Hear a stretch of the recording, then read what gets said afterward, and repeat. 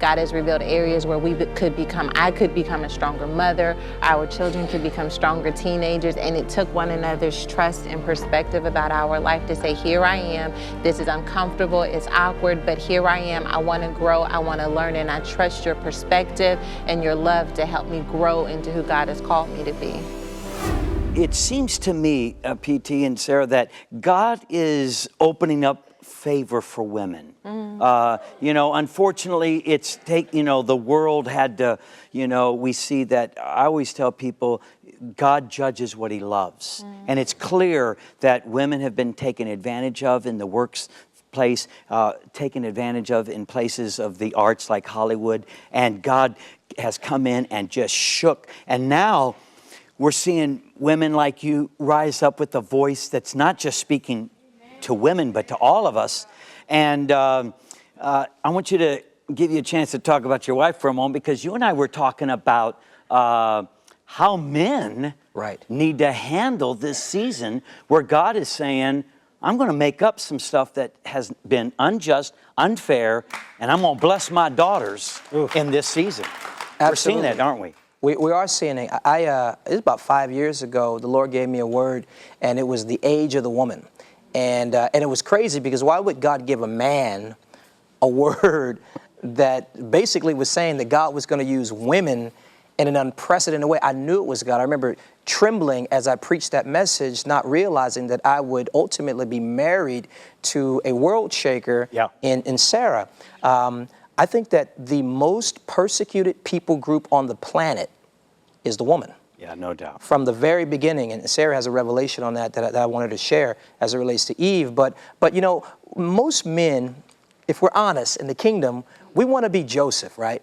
But we want to be the Joseph who was the king in Egypt, second to Pharaoh in Egypt. We want to be, Joseph the businessman, Joseph the prosperous one. But I think that there's another Joseph that we fail to look at. Oh, wow. And it was the Joseph who provided an environment for Mary to birth the Messiah. Oh, my goodness. So the challenge for us as men is to be whole enough and secure enough in our purpose and our role that we might become Josephs, that we might encourage our sisters that God is raising up, that we might create an environment that we might not compete but compliment and support and lift them up. Because if they birth what God has placed on the inside of them, just like the Virgin Mary, we're going to see the earth shake in the mighty name of Jesus. We're going to see things. Look, the Bible says that the woman, I want to let her preach it, because no one preaches it like her. In fact, what does the Bible say about the woman? What does the Bible say about the woman, honey? In Genesis 3:15, after Eve has eaten from the forbidden fruit, God tells the serpent that the seed of the woman is going to crush his head. But he also says that the seed of the serpent is going to bruise her heel. And so I have been really, really helping so many women understand that just because your heel has been bruised by a divorce, by a teen pregnancy, doesn't mean that you can't crush the serpent's head.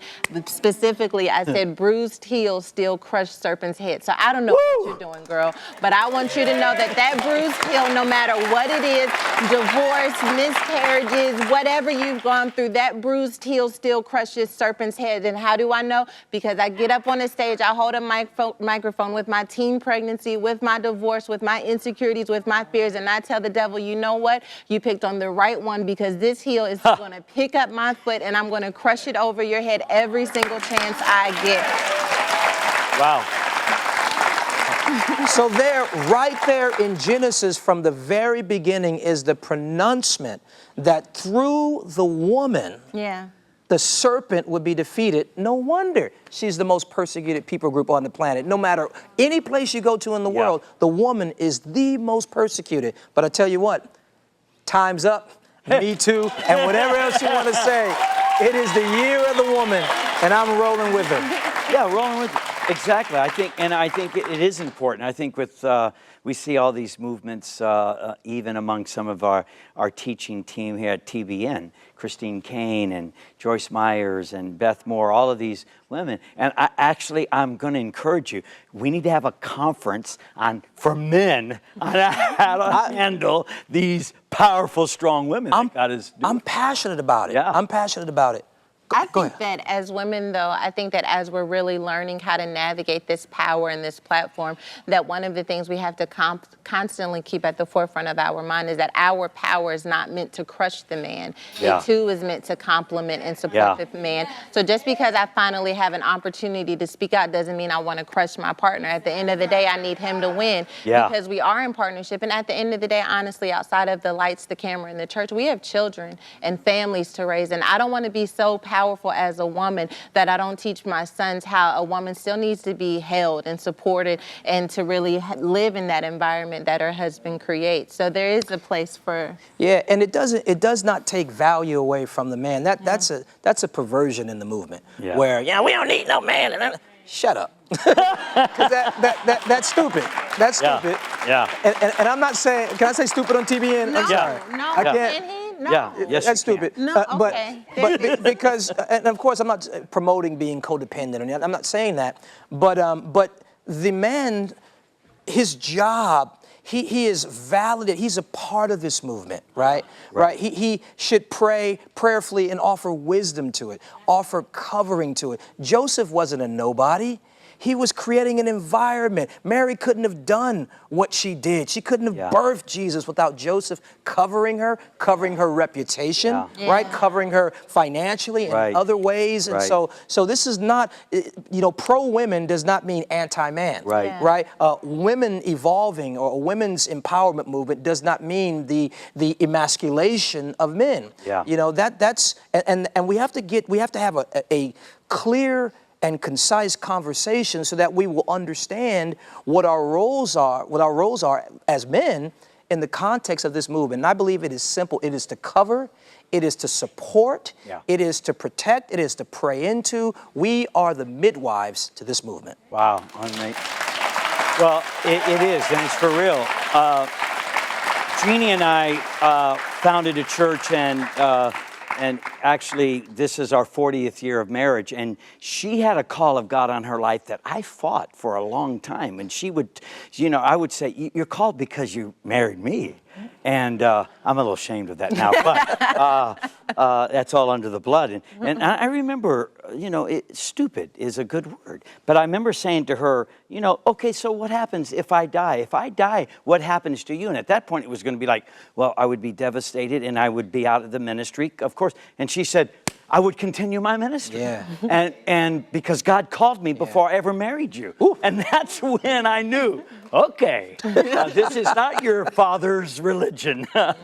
But it is important. And you kind of brushed over something I think is important that I want to drill down on for a couple minutes, and that is, how do you write books, conference speaker, pastor a church, and at the same time, find balance, both as a man, a woman, keeping your marriage together, at the same time managing, from 2-year-old to 21-year-old. Talk to us about the challenges and how you guys have found grace in that whole journey. Well, when Touré and I got married, one of the things that was important to me, especially as a single mom bringing kids into a relationship, was that I married someone who saw me properly. Because I knew that if he saw me properly, that he would be able to help facilitate everything attached to my name, calling, and purpose included. I didn't want to get married because I felt like it was a prize. I wanted to get married because I felt like he understood I was a mission field and he was a mission field, and we wanted to bring out the best in God's glory in one another. And so one of the things that has helped us as we blend our family and balance our lives, our churches are blended families, okay? Like everything in our life is blended, is that he sees me properly and I see him properly. And because I see him properly, whenever I notice that he needs downtime or when I notice that the church in LA may need something, we're able to look at one another's lives and say, babe, this is where, you could stretch yourself. This is doing well. And so I think we added perspective to one another's lives through our marriage that has helped us to balance things out. Yeah, so true. And we know to whom much is given, much is required, and much is required from, those who have been given much. So we are very, very intentional about checking on where things are. Checking on where we are in our relationship. Do we need time together? We prioritize things. A lot comes at us, but we have really a checklist on whether or not we do it. And we have, 4 quadrants that, that really help us to define what to take and what not to take. And if we find ourselves out of balance, we have no problem calling in sick to work.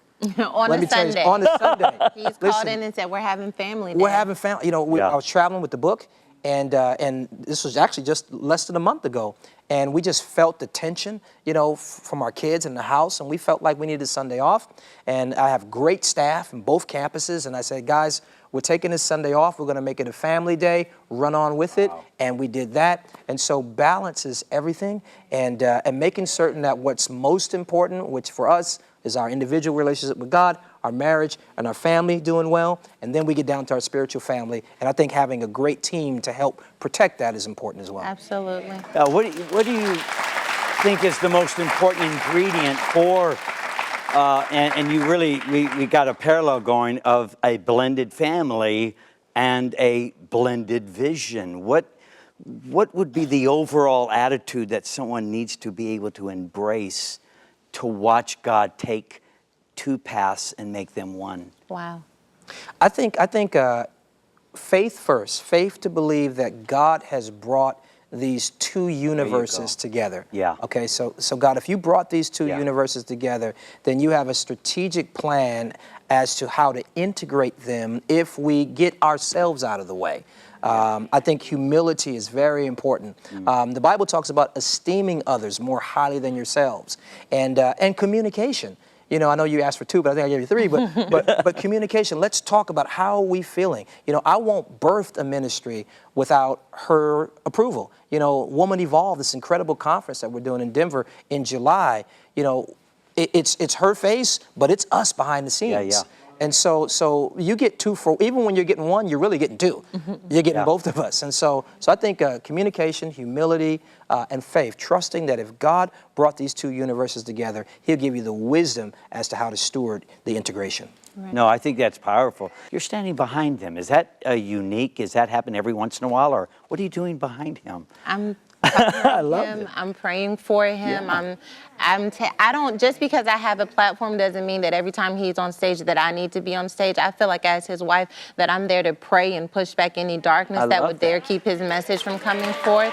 So, I mean, for me, being behind the scenes doesn't feel like odd or strange. It feels like the perfect place for me to stand and cover and watch his back. And he does the same thing for me. I can hear him when I'm speaking. I can be in an auditorium, in an arena full of people, and I hear him going, go, baby, push, baby, get it, baby. Yeah.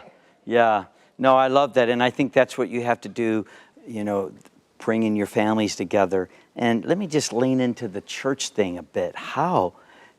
Obviously, the most important thing is that you knew God did this. I mean, let's back up a little bit. You're pastoring One Church LA, and then you guys get married.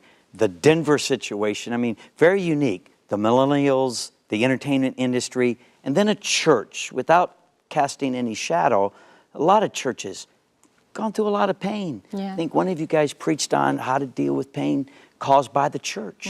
So you're dealing with such a unique, it was God, and then what do you see as being something that has been a part of making this work? Yeah, well, I think that move itself was just obedience. You know, I went to the church. I went there with my father-in-law, Bishop Jakes, to encourage him as he was encouraging the leaders through their transition. I walked in there because I had a heart for Bishop.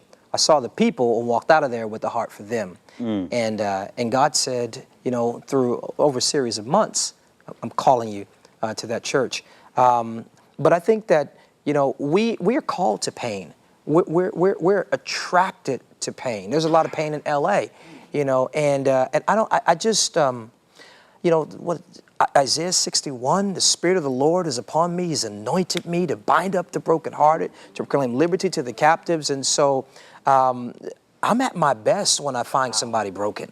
Wow. You know, wholeness is my mandate, you know, getting people whole and set free, as the new book is, you know, out, you know, but I think that I'm just drawn to the pain of people, and I also see the best in every person.